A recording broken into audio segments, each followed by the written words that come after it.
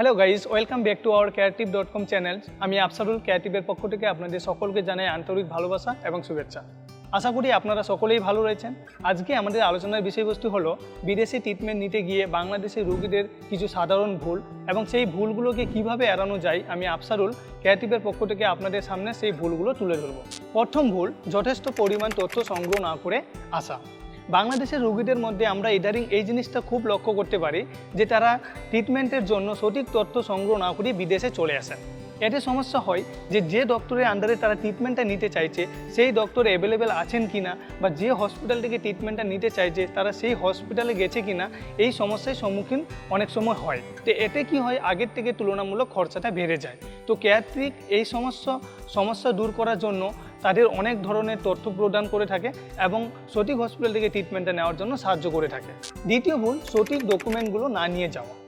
বাংলাদেশে কিছু পেশেন্টের মধ্যে এইটাও লক্ষ্য করা গেছে যে তারা যখন বিদেশে ট্রিটমেন্টের জন্য যান তখন তারা তাদের প্রয়োজনীয় ডকুমেন্টসগুলো নিয়ে যেতে ভুলে যান, যেমন ভিসা, পাসপোর্ট এবং সবচেয়ে গুরুত্বপূর্ণ হলো প্রেসক্রিপশন এবং রিপোর্ট। এতে তাদের সমস্যা হয়। তাই যখন এক দেশ থেকে আরেক দেশে ট্রিটমেন্টের জন্য যাবেন তখন অবশ্যই আপনার প্রয়োজনীয় ডকুমেন্টসগুলো নিয়ে যাওয়া অত্যন্ত জরুরি। তৃতীয় ভুল, পর্যাপ্ত আর্থিক প্রস্তুতি না নিয়ে যাওয়া। যখন আপনি এক দেশ থেকে আরেক দেশে ট্রিটমেন্টের জন্য যাবেন তখন অবশ্যই আপনি আপনার আর্থিক প্রস্তুতি নিয়ে যাবেন। যদি আপনার এই বিষয়ে সিদ্ধান্ত নিতে কোনো সমস্যা হয় আপনি অবশ্যই আমাদের সাথে যোগাযোগ করবেন। ক্রিয়েটিভ আপনাকে সঠিক পরিকল্পনা দিতে সাহায্য করবে। চতুর্থ ভুল, ভাষাগত সমস্যাকে উপেক্ষা করা।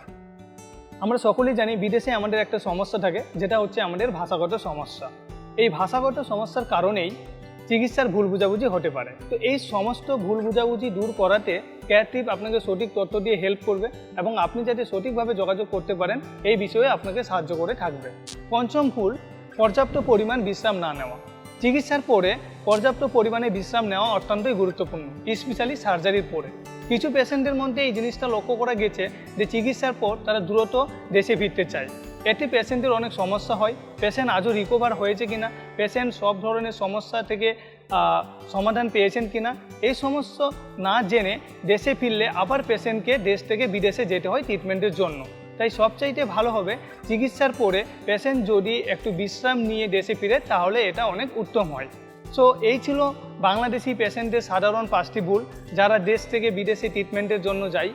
তো এই সমস্ত প্রবলেম দূর করার জন্য আজই যোগাযোগ করুন ক্রিয়েটিভের সাথে এবং আপনার মেডিকেল ট্যুরিজম যাত্রা সহজ করে তুলুন। সকলকেই ধন্যবাদ এই পুরো ভিডিওটা দেখার জন্য।